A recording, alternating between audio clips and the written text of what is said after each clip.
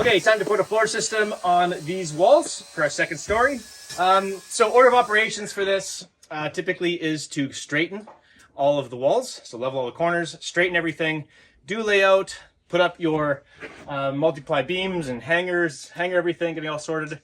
In this case, we're mixing it up a little bit. I'm actually using some of my beams to force the spacing correct, and then I'll be leveling after. But I've got some layout figured out. I've got my toilets located, make sure I'm missing joists.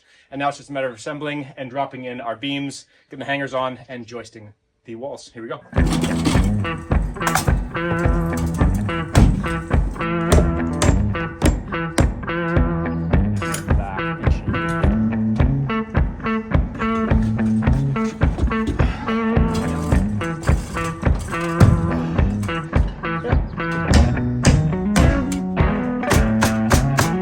Alright, so I've taken lengths from my beams off of the floor and then brought them to the top and then pushed my walls so that they match the floor.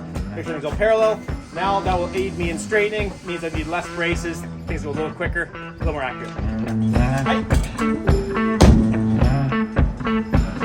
Another thing I'll do whenever I can is leave my beams back the thickness of the rim board. And that way everything will lap together and you can nail through here. If this ran to the edge and I had to butt rim board in, there's too much thickness, 3.5 inches here to nail it that way. So always leave things back, allow your rim board to tie together.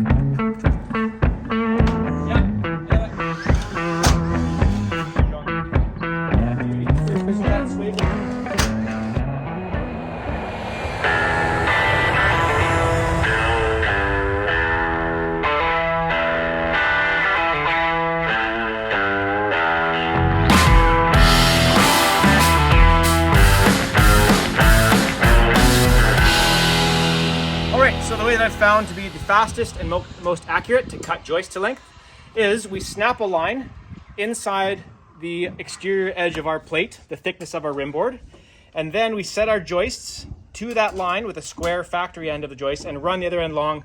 Then we square up and snap line on top, and now we chainsaw them off. It's super quick and makes it really straight and accurate if you're fussy with one of these.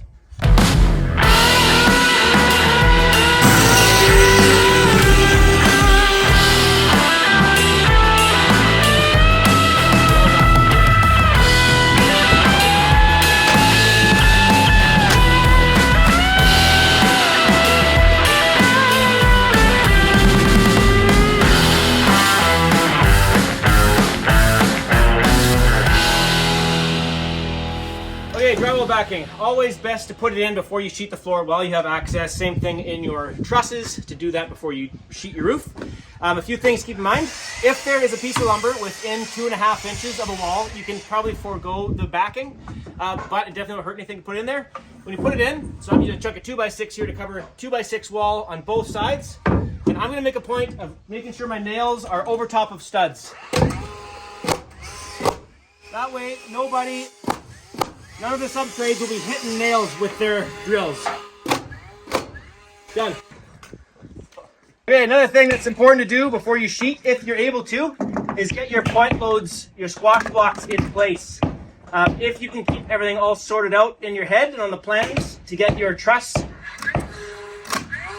point loads, and headers brought down to the foundation to bearing, the easier it is and the less back framing you're doing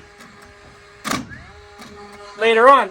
So I've got a huge ridge beam in this house that actually bears on top of a window header. So that point load is split in half on either side, which is posted down inside my wall. So I'm going to put that in here right now so it is done and we don't have to worry about it later.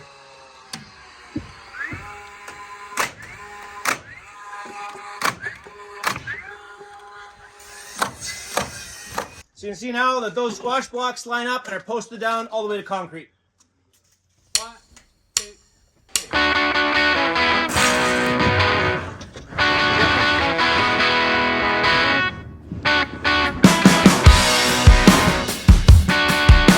right, time to sheet this floor. So we put a few sheets down so we can get the rest of the sheets up here and work from up on top. A couple things I'm really keen on and are mandatory when I sheet a floor is that we actually screw down our sheets within a row or two of the leading edge. The reason for that is that the sheets get fastened down while the glue is still wet and there's not a scum on the glue, and then the strength of the connection is actually the glue. Once the glue dries, the fasteners aren't even necessary. So you gotta fasten down while the glue is wet. I also make sure that I do not glue or screw down the very perimeter, so that once we finish sheeting the floor, we can rip off all of the edges, snap things straight, and actually bump the rim board out to match the sheets. So beyond that, it's just a matter of getting things glued and screwed down in a timely fashion and layer down. So we got a dance floor.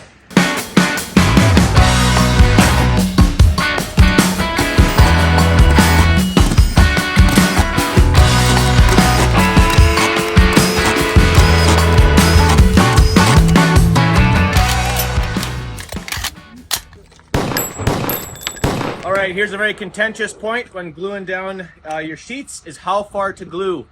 I used to always leave my glue back from the leading edge a little bit so I didn't make a mess of my board until a builder tore a strip off me for not gluing the entire sheet plus some and saying, deal with the mess, I never ever want squeaks. So yes, it means I got a messy beater board. You gotta be a little more careful, but it is cheaper insurance and in my opinion, the safer, better way to do it. So I will glue beyond the edge of my sheet.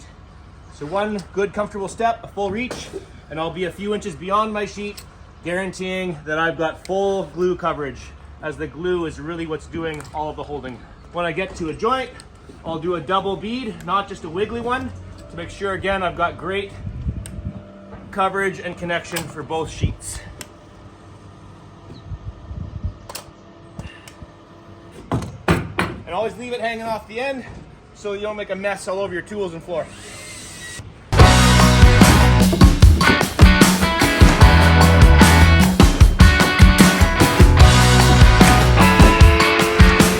Okay, a few things about laying sheets.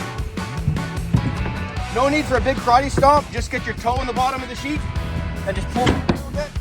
Get the sides into place. When you knock your sheet in, start from the farthest edge away from your butt joint. That way the sheet will turn in this way, that corner will bite, and then it'll work its way in and tighten up on the joint here. Should be nice and quick. So I'm marking center of my joist when I come back to screw.